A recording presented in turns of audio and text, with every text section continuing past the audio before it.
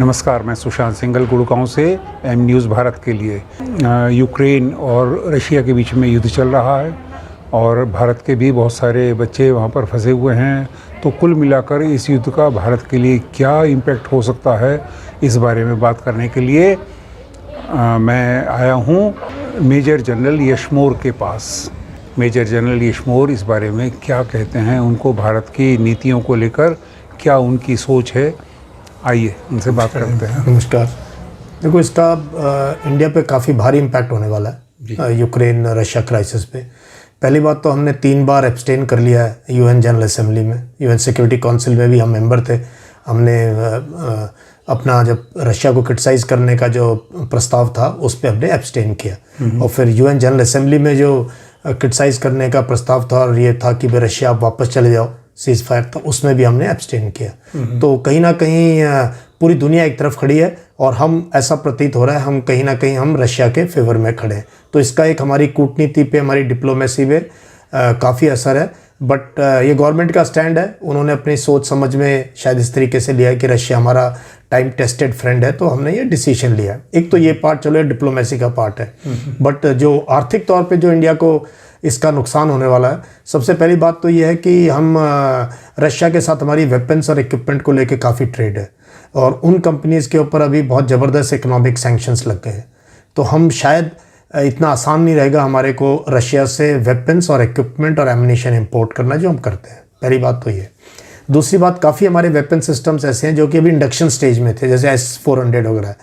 तो ये आगे कैसे चल पाएंगे, क्या पूरा इंडक्ट हो पाएगा वेपन सिस्टम? नहीं होगा, क्योंकि इस बार पूरी दुनिया तकरीबन एक तरफ है और बहुत ही ज़्यादा stringent, strict economic sanctions Russia पर लगे हैं, तो उसका हमें असर पड़ेगा।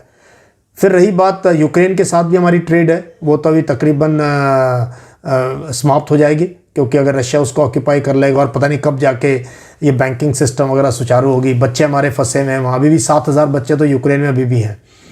तो इन सब चीज़ों को देख के मुझे लगता है कि हमारे पे फिर हमारे जो प्राइस राइज हो रहा है उसका भी काफ़ी असर पड़ेगा हमारी अर्थव्यवस्था के ऊपर। बच्चे निकालने के बारे में जो कुछ गवर्नमेंट कर रही है, कोशिश कर रही है, वो आपको लग रहा है कि कामयाब रहेंगी?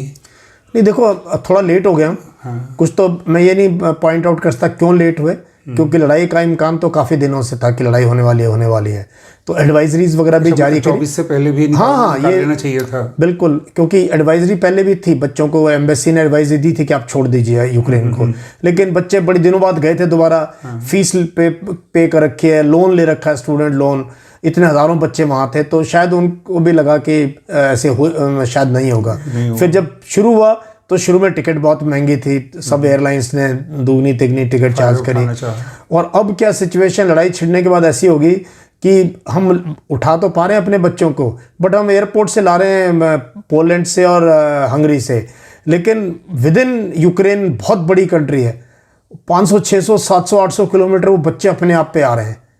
वो बहुत ही सैड सीन आप देख ही रहे हो, बच्चों के जिस प्रकार से वहाँ से वीडियो आ रहे हैं। तो वहाँ गवर्नमेंट कुछ नहीं कर पा रही है। तो मुझे लगता है कि एब्सेंट होना एक बहुत बड़ा देश है, हमें छोटी मोटी बात से परवाह नहीं करनी चाहिए। अगर हमारे रिश्ते अच्छे तो हमेशा अच्छे रहेंगे, छोटी मोटी वो अगर कोई इशू है तो हम कॉल आउट कर सकते हैं, बट वो नहीं लिया। चलो, गवर्नमेंट का डिसीजन है, आई एम श्योर उन्होंने सोच समझ के लिया होगा। सोच समझ के, हाँ बिल्कुल, सारे रिपरकशंस, हाँ बिल्कुल सोच समझ के लिया होगा। फिर थैंक यू, धन्यवाद।